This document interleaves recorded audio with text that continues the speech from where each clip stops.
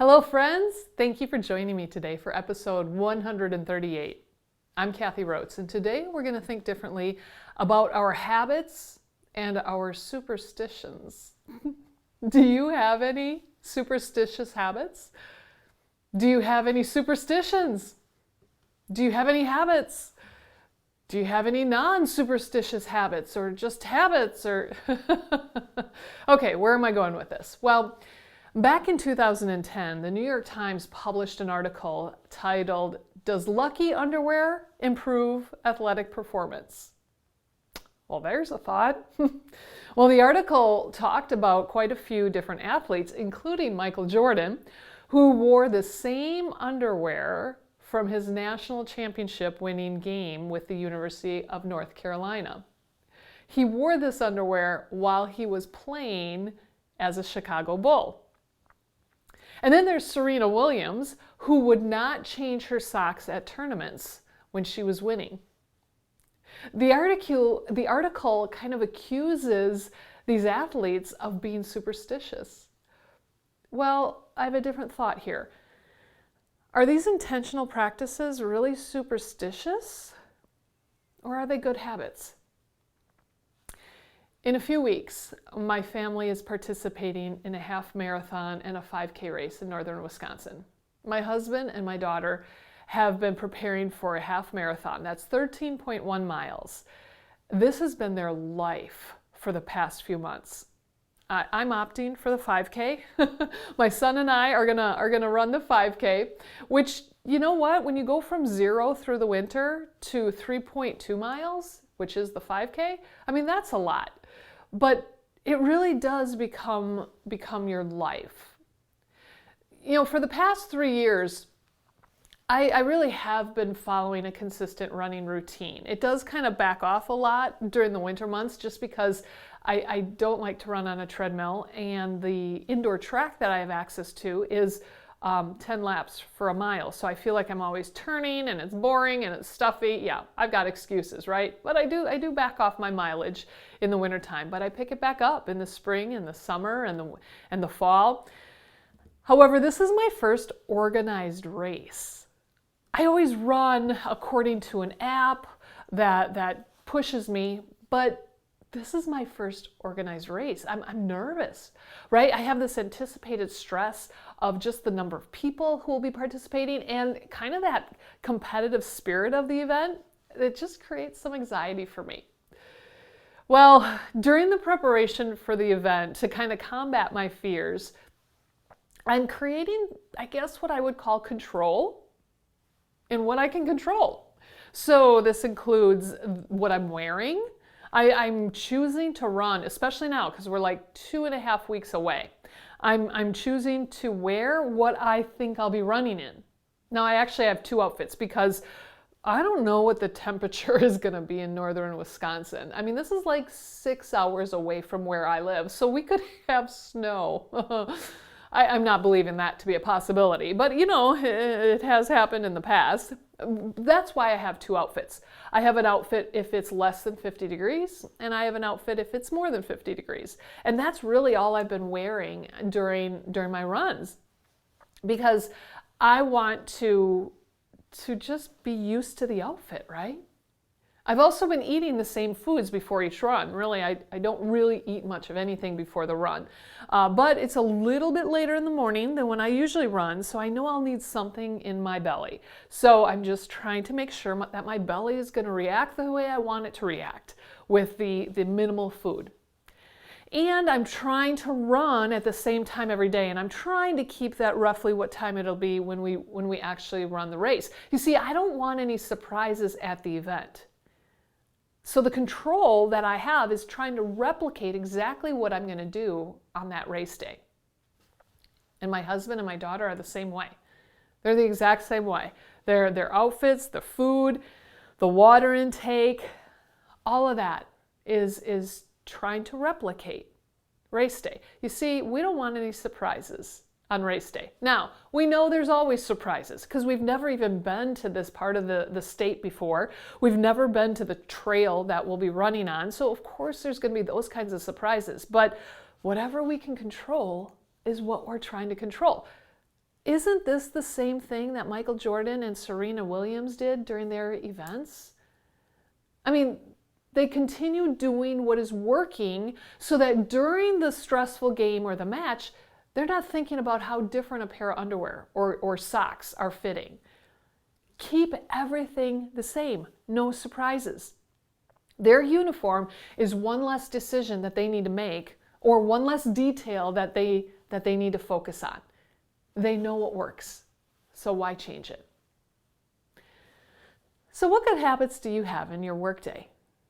Do you have a system when you get to work? Do you have a system after you log into your computer? Or maybe your system isn't to turn on your computer right away when you do get to work. Maybe you use a few minutes in the morning for valuable thinking or project time or professional development. James Clear wrote a book called Atomic Habits. And in this book, he defines a productive system called habit stacking. You see, a habit is a recurring, often unconscious pattern of behavior that's acquired through frequent repetition. How you get to work, the route you take, that's a habit. How you get home, that's a habit. Your morning routine, your evening routine. I mean, all of this is a habit. The benefit of a healthy habit is the efficient use of your thoughts and your energy. You know, you don't need to think about that route because it's ingrained in your head, the route that you take to work. You just do it. You don't waste time reviewing maps every time you're going to drive the route or considering options or making U-turns. You know, I think about also what you wear in the morning. Steve Jobs was notorious for wearing the same thing every day, a black turtleneck and jeans, because it was one less decision that he had to make every day. Those are habits. Now, to habit stack, you need to find an existing successful habit and then choose another action to stack on top of that original behavior. For example, I've stacked the pick up mail habit on top of my drive home habit. You know, once I reach my neighborhood, my car just kind of automatically stops at the mailbox to retrieve the day's deliveries. It seems so simple and so minuscule, but it really is habit stacking. I don't have to consider and ponder, should I get the mail? Should I not get the mail? Maybe I should get the mail. I don't have to like stop and restart at the mailbox. Should I get? No, I don't want to get. I just stop. So do you see how habit stacking and habits alone, they really do save time and energy. You just do them. They're in auto drive. So to take the system a step further, then we also need to habit stack for a reward. You know, after we perform the stacked habit on top of that original habit, choose a third habit as your reward. You know, maybe the reward is a 15-minute walk. Or maybe it's just sitting down or standing up at your desk. Or maybe it's working on a project that you're excited about. Now notice, in these rewards, I didn't talk about food as a reward. I didn't talk about something that's unhealthy, like now you can go drink a soda pop. I'm talking about actually like work rewards. I'm talking about healthy rewards that we're choosing for ourselves. So an example of a healthy habit stack with a reward could be what we mentioned before, our morning routine. Consider what you currently do when you arrive at your desk, whatever your desk looks like. Maybe your desk is your vehicle because you are more on the road for your job. Maybe your desk is a kitchen table. Maybe it's in an office, whatever your work looks like. Most people, when they are getting to their desk, most people have some kind of computer, even if it's just your cell phone. That's a pretty powerful computer. Most people, when they log into their computer, they open an email application of some sort. And then they start answering unread emails. This process, it actually can consume like 1 to 2 hours of your morning. So instead of stacking your habits in that manner, consider this. Consider after you log into your computer or activate your phone, you spend the next hour working on a project that is often procrastinated on. Then you open email and you reply to the messages. Use email as a reward after a project is complete. You see, email is going to create, email, social media, all of these different distractors, I guess I would definitely call them. These distractors that we have in life, they're creating some really powerful chemicals in our brain that's addictive. We want to go see how many notifications we have. We want to see who's answered an email or sent us an email. This is like addictive.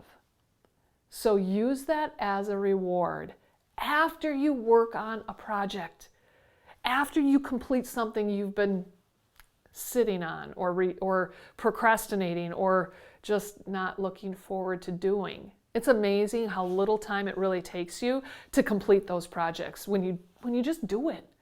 Don't think about it anymore. Just get to work, log into your computer, and go right to a project, not to those distractors. Think about this.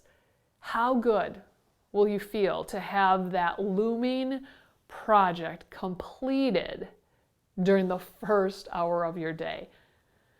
Oh, it's like taking a nice deep breath on a crisp morning. Oh, it feels so good. It feels so good to do what I know I should do. When should we intentionally create a new habit? Or when should we consider habit stacking?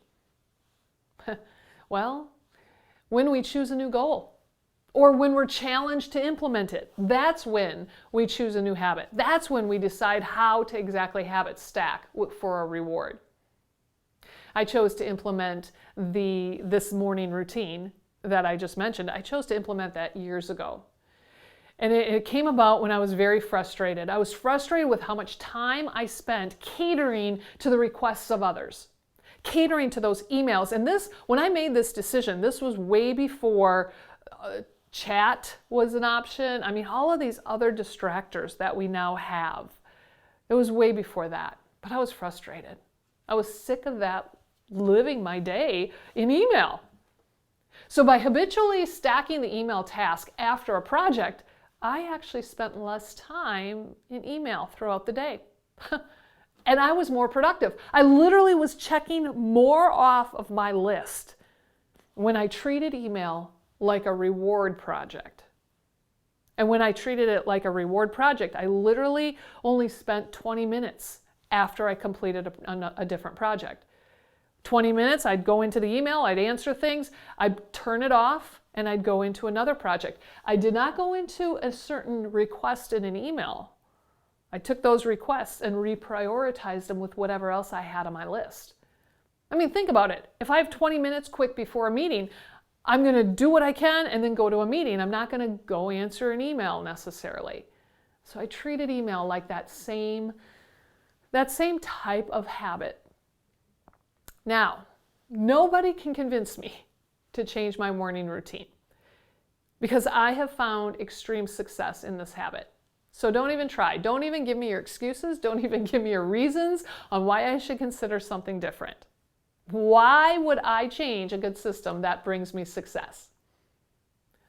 Or am I just being superstitious?